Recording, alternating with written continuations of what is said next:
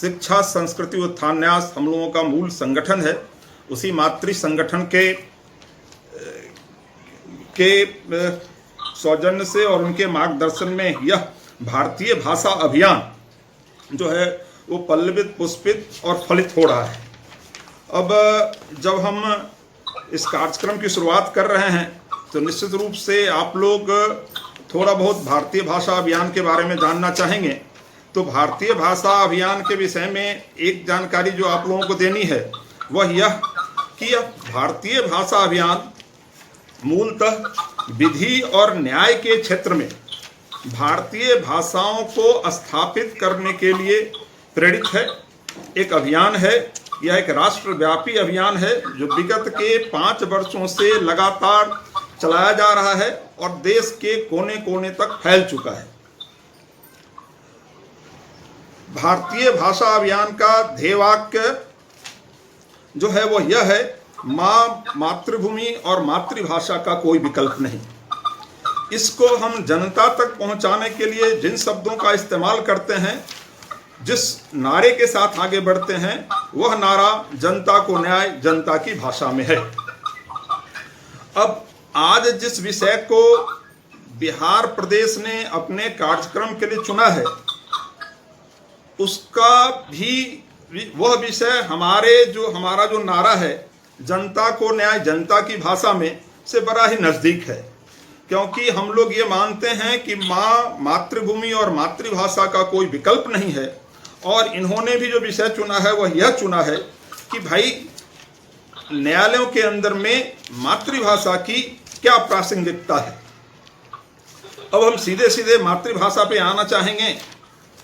मातृभाषा सबों के ध्यान में है। यह वह भाषा होती है जो भाषा एक बच्चा अपनी माँ से सीखता है। अभी 2011 में जो जनगणना हुई है उस जनगणना में मातृभाषा क्या है इसका एक संदर्भ आता है। तो मातृभाषा क्या है, तो उनका कहना है जो माँ से सुना जाता है, जो भाषा सुनी जाती है प्रथम बार, वह मातृभाषा होती है। और किसी कारणवश अगर माँ मान लीजिए नहीं रह पाई तो जो परिवार से सुना जाता है उसको हम मातृभाषा कहते हैं। और अगर किसी चीज को लेकर के संशय है, बच्चा डम है, डीफ है, बहरा है, गूंगा है, तो वैसे में भी परिवार की भाषा को ही मातृभाषा माना जाता है। मातृभाषा की अगर चर्चा करें तो कुल पिछले जनगणना के हिसाब से 19,569 मातृभाषाएं हैं, जिसका संदर्भ भारत सरकार ने अपने आंकड़ों में दिया है। यह मैं आपको जो आंकड़ा बता रहा हूं, यह 2018 में जो आंकड़े आए उसके आधार पर बता रहा हूं। अब 19,569 कुल भाषाएं हो गई। 19,569 भाषाओं को आप कैसे समाहित करेंगे कि आपकी न्याय व्यवस्था या अन्य कोई भी व्यवस्था में इन भाषाओं का सही ढंग से स्थान मिल सके। देखिए, भाषा के विषय में एक चीज बड़ा स्पष्टता के साथ समझना होगा कि मातृभाषा महत्वपूर्ण हमारी माँ से बोले जाने कारण होती है, लेकिन जब व्यवस्था की ओर बढ़ते हैं तो भाषा विज्ञान का प्रयोग करके हम जिन भाषाओं की ओर बढ़ते हैं, जिसको हम लोग स्वीकारते हैं, वह व्यवस्था के अंदर में एक तो वह भाषा होती है जिसको हम राजभाषा कहते हैं कि भाई राजभाषा मतलब राज के कामकाज की भाषा। तो न्याय तंत्र हमारे पूरे लोकतंत्र का एक महत्वपूर्ण अंग है। तो लोकतंत्र के महत्वपूर्ण अंग होने के कारण यह जो राजभाषा है यह आकर के यहां महत्वपूर्ण हो जाता है। अब आप कहेंगे मैं मातृभाषा की चर्चा करते करते राजभाषा तक कैसे पहुंच गया, तो मैं सिर्फ इसमें यह बताना चाहूंगा कि जो भाषा विज्ञान के आधार पर मातृभाषाओं को जब हम विश्लेषण करते हैं, युक्ति संगत विश्लेषण करते हैं, तो हम पाते हैं कि मातृभाषाएं जरूर से 19,569 है, लेकिन अगर हम भाषा विज्ञान के आधार पर इसका विश्लेषण करेंगे तो हम पाएंगे कि भारत के कुल आबादी का लगभग 97%, अगर मैं स्पष्ट आंकड़ा दूं तो लगभग 97% का मतलब है 96.71, 96.71% मातृभाषाएं जो हमारी 22 अनुसूचित भाषाएं हैं उन भाषाओं में आकर के समाहित हो जाती हैं। तो ये जो 22 अनुसूचित भाषाओं की जब चर्चा करता हूं तो स्वाभाविक रूप से ये वो भाषाएं हैं जो 8वीं अनुसूची के में अनुसूचित हैं, और ये 22 भाषाएं अपने आप ने भारत सरकार ने इसको चुना है भारत की संस्कृति को ध्यान में रखते हुए, विविधताओं को ध्यान में रखते हुए, यह मानते हुए कि यह जो 22 भाषाएं हैं यही भाषाएं भारत के पूरी जनसंख्या को एक स्तर पे प्रतिनिधित्व करती है। अब जब हम 96.71% लोगों को 22 अनुसूचित भाषाओं में समाहित कर सकते हैं तो सिर्फ उसके बाद 3.29% लोग ही ऐसे रह जाते हैं, ऐसे लोग जिनकी मातृभाषा 3.29% है, उन लोगों को इन 22 भाषाओं से अलग एक भाषा उनकी अपनी है ऐसा माना जाता है। लेकिन हम जब 22 भाषाओं की बात करते हैं तो उस 22 भाषा में अंग्रेजी नहीं है। अंग्रेजी संविधान की 8वीं अनुसूची की 22 भाषाओं में समाहित नहीं की गई है। अब लेकिन हम जब राजभाषा की ओर लौटते हैं, सबको मालूम है कि संविधान के भाग 17 में राजभाषा का प्रावधान है। उस संविधान के भाग 17 को जब हम देखते हैं तो ध्यान में आता है कि इसको मूलतः 4 स्तरों पे समझा जा सकता है। एक, जो भाई संघ की भाषा क्या होगी, तो बड़ा स्पष्ट उसमें लिखा हुआ है संघ की भाषा हिंदी देवनागरी होगी। फिर आता है कि भाई क्षेत्रीय भाषाओं की चर्चा होती है कि क्षेत्रीय भाषाएं कौन सी होगी। तो क्षेत्रीय भाषाओं के बारे में जो हम देखते हैं तो कहा जाता है जो राज्य में बोली जाती है, और राज्य जब आपस में जिस भाषा का प्रयोग करे वो क्षेत्रीय भाषाओं की बात करता है। अब हम अपनी भाषा की ओर आते हैं जो आज का विषय है, न्यायतंत्र। न्यायालयों की भाषा क्या होगी, तो ये जो न्यायालयों की भाषा है उसका जिक्र भाग 17 में आता है, और 348 इस विषय को समाहित किया हुआ है। अनुच्छेद 348 की चर्चा भी कर रहा हूं। 348 क्या कहता है? 348 यह कहता है कि जो सर्वोच्च न्यायालय है और उच्च न्यायालय है उसकी जो भाषा होगी वह अंग्रेजी होगी। ध्यान रखिएगा, हम मातृभाषा की चर्चा से बात को शुरू किए।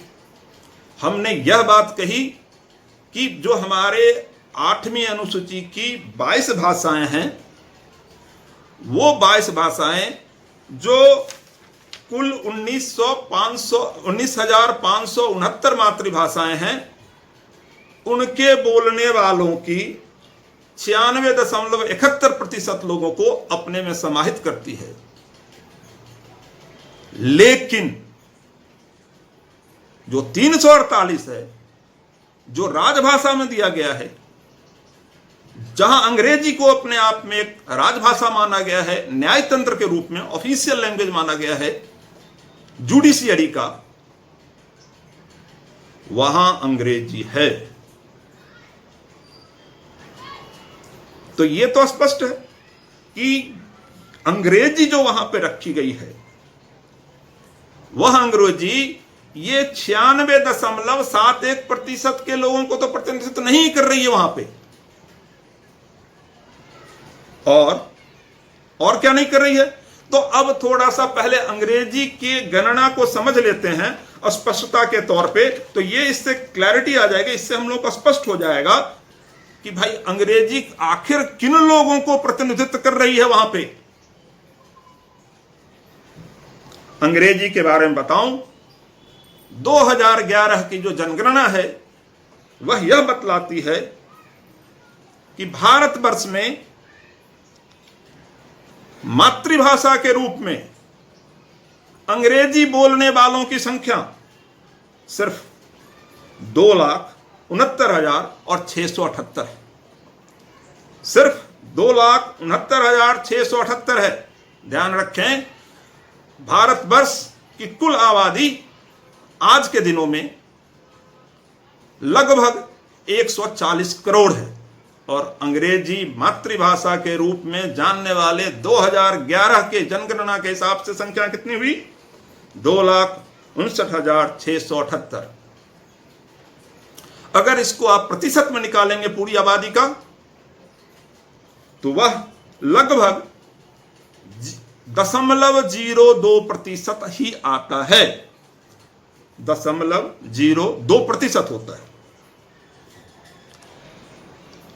तो आप इस चीज को समझ लीजिए, आपकी 22 भाषाएं नेतृत्व कर रही हैं लगभग 97% लोगों को। उसका आपने कहीं स्थान नहीं दिया है। संविधान के अंदर में 348 के अंदर में जहां आप राजभाषा की चर्चा करते हैं न्यायालयों को लेकर के, एक और बात बताता चलूं, हमने अंग्रेजी मातृभाषा कितने लोगों की उसकी संख्या दी अभी। अगर हम आप अपने जैसे लोगों को भी जोड़ दें जो अंग्रेजी जानते हैं, जो दूसरी तीसरी चौथी भाषा के रूप में अंग्रेजी का प्रयोग करते हैं, तो उन सबको भी जब जोड़ देते हैं तो भी यह 12.9% ही आता है।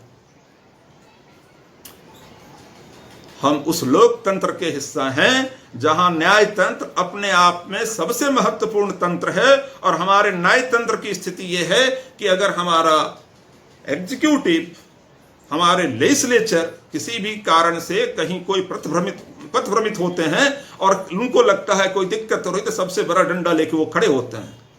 लेकिन वो भाषा किसकी बोलते हैं? भाषा उसकी बोलते हैं जिस भाषा से एक सामान्य नागरिक को, भारत के एक सामान्य नागरिक को कहीं कोई सरोकार नहीं होता है। हम हिंदी पखवाड़ा में यह कार्यक्रम कर रहे हैं,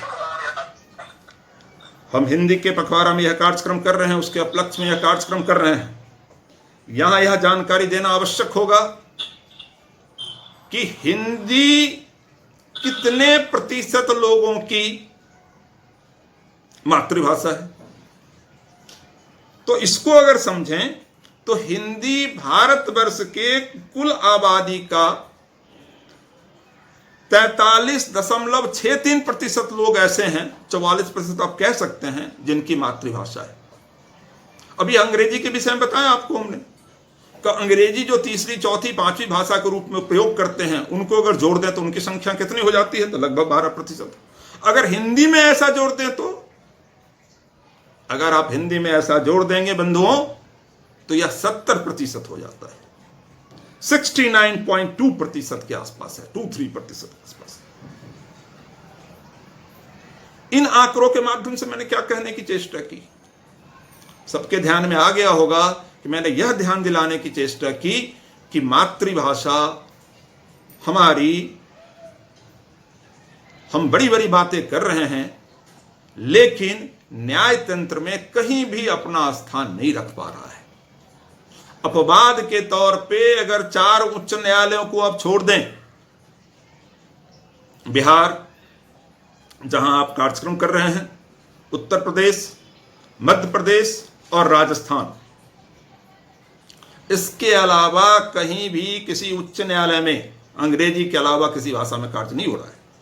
और सर्वोच्च न्यायालय में सिर्फ अंग्रेजी में काम हो रहा है।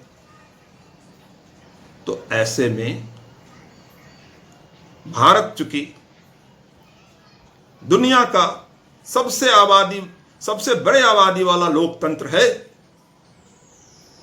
और हम उस न्याय तंत्र को मजबूत करने के लिए संकल्पित हैं, पूरी व्यवस्था को हम चलाते हैं।